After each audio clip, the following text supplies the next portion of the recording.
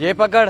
एक तो मंडी में जानवर ढूंढना भी अजाब है, बड़ी मुश्किल से ये एक बकरी मिली है। लेकिन सेठ आप तो बकरा लेने आए थे, पर ये बकरी? बस ये मुझे पसंद आ गई तो मैंने खरीद ली। बाकी लगाएंगे शाम में चक्कर।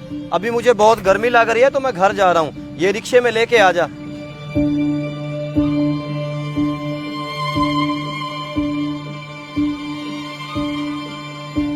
बल्कि पैसे मेरी जेब में तो किराए के पैसे ही नहीं है। सेठ जी, सेठ तो चले गए, अब मैं घर इतनी दूर कैसे जाऊंगा?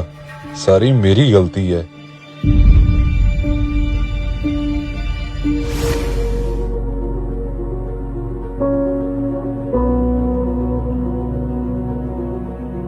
जी भैया, ले आए जानवर? किधर है? हाँ, एक बकरी खरीदी है मंडी से और वो मुलाजिम लेकर आ रहा है पीछे। चले ठीक है, मैं समझा आप ले आए हैं।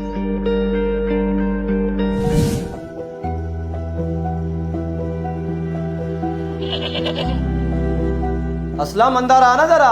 किधर लगा के आ रहा है इतनी देर?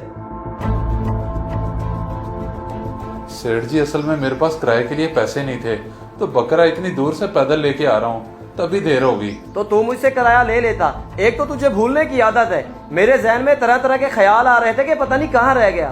माजरत सेठ साहब, आइंदा ऐसी गलती कभी नहीं होगी। चल ठीक है, जल्दी से सारे काम निपटा ले। कल ईद है तो तुझे आने की जरूरत नहीं है। ईद अपने बीवी बच्चों के साथ गुजारी। जी ठीक है सेठ जी, मैं कर लेता हूँ सारे काम।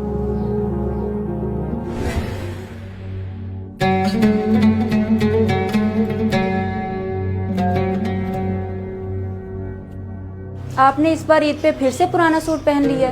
कहा भी था ईद के लिए तो नया बनवा लें। बेगम, क्या है इस सूट को? अच्छा भला तो है, और वैसे भी बड़ी ईद पे कौन सूटों को देखता है? तुम लोगों के सूट बन गए, मेरे लिए इतना ही काफी है। आप और आपकी बातें, हर ईद पे यही सुनती हूँ। अच्छा, बातें हुए, दोपहर के लिए कोई सब्जी लेते आइएगा। सब्जी ईद वाले दिन? बेगम, तुम्हें नहीं पता कि आज के दिन तो हमारे घर इतना गोश्त आ जाना है कि रखने की कोई जगह नहीं होनी। शायद आप भूल रहे हैं, पिछली बार हमारे घर में कहीं से गोश्त नहीं आया, सिर्फ एक घर से आया था, और मुझे नहीं लगता इस बार वहाँ से भी आए, इसलिए आप सब्जी ही लेते आइएगा। नहीं नहीं, तुम बस अल्लाह पे यकीन रखो, इंशाल्लाह कहीं ना कहीं से जरूर गोश्त आ जाएगा। अब मैं चलता हूँ, ईद की नमाज से मुझे देर हो रही है।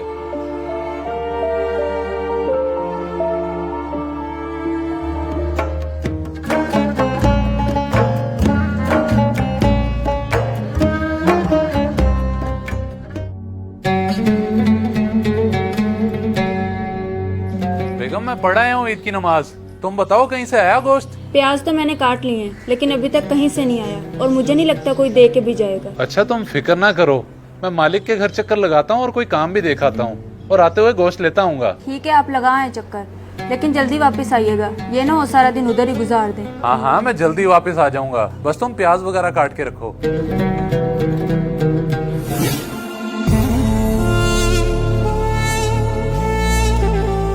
सेठ जी, ईद मुबारक। अपने जानवरों की कुर्बानी हो गई है? खैर मुबारक। माशाल्लाह से 2 की कुर्बानी कर ली है, अभी ये रहता है। लेकिन ईद वाले दिन की तो मैंने छुट्टी दी थी। तू क्या लेने आया है? जी सेठ जी, मुझे आपने छुट्टी दी थी, लेकिन मैंने सोचा कि ईद का दिन है, आपके घर कोई काम ना हो, इसलिए चला आया। अच्छा, काम के लिए आया है या फिर गोश्त चाहिए? अरे नहीं नहीं, मैं गोश्त की नियत से नहीं आया, मैं तो काम के लिए आया हूँ। अगर कोई काम है तो मुझे हुक्म करें। काम?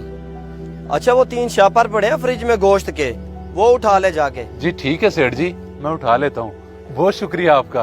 किस बात का शुक्रिया? इतना गोश्त तेरे लिए नहीं है, वो उठा के सेठ हसन, अली और शहबाज के घर दे आ। अच्छा जी ठीक है सेठ, मैं दे आता हूँ। और रुक, उन्हें ये जरूर बता दी कि ये गोश्त सेठ असगर के घर से आया है, और मेरी तरफ से ईद मुबारक भी दे दी। जी मैं बोल दूंगा उन्हें।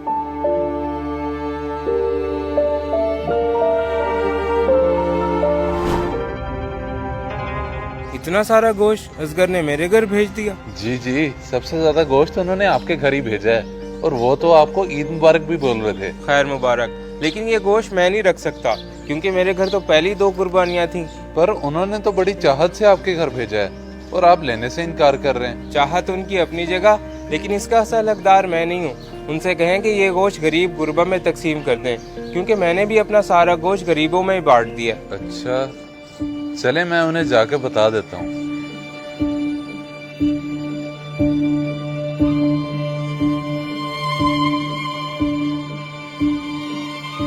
बल्कि 1 मिनट, ये इतना सारा गोश्त है, मैं मालिक को क्यों दे रहा हूँ वापस?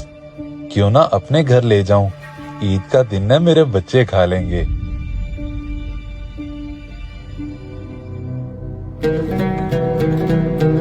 इतना सारा गोश्त आपके उस कंजूस मालिक ने आपको दे कैसे दिया? बस तुम ये समझो कि अपने मालिक से बड़े धोखे से निकलवा के लाया हूँ मैं ये। धोखे से? मतलब उन्होंने ये अपनी मर्जी से नहीं दिया? ये तो फिर हमारे लिए हराम हुआ। तुम बस अब इन बातों को छोड़ो और जाके पकाओ इसे। नहीं, मैं ये नहीं बनाऊंगी क्योंकि ये हमारे बच्चों के लिए हराम है। आप ले जाएं इसे वापस।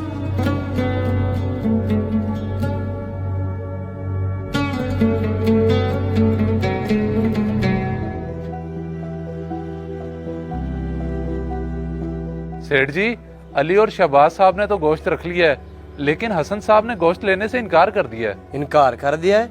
लेकिन क्यों? क्या कह रहे थे वो कह रहे थे कि हमारे घर तो पहले ही 2 कुर्बानियां हैं, आप ये गोश्त किसी गरीब को दे दें। गरीब को दे दें? चल तो ऐसा कर, ये गोश्त जाके बीबी जी को दे दे, वो फ्रिज में रख लेंगी, बाद में काम आ जाएगा हमारे। जी ठीक है सेठ, मैं दे देता हूँ।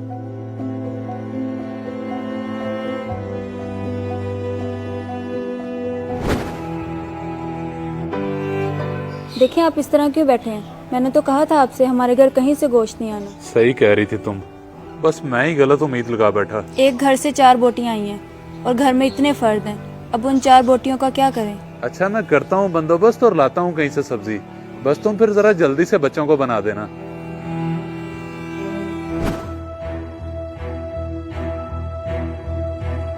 भैया सारे घर से स्मेल आ रही है, फ्रिज में जितना गोश्त रखा हुआ था सारा खराब हो गया। सारा गोश्त खराब हो गया?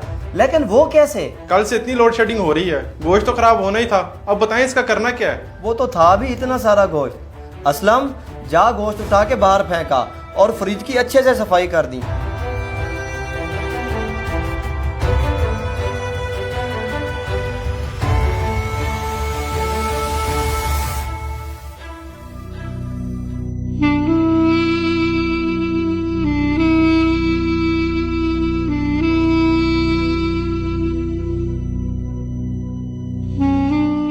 इतना सारा गोश्त जरूरतमंदों तक नहीं पहुंचा, बल्कि फ्रिज में पड़ा खराब हो गया, और मेरे बच्चों को ईद के दिन गोश्त नसीब नहीं हुआ। मेरे मालिक उनको नवाज जो गरीबों का एहसास करते हैं। इस वीडियो को सदका जारिया समझकर जरूर शेयर करें।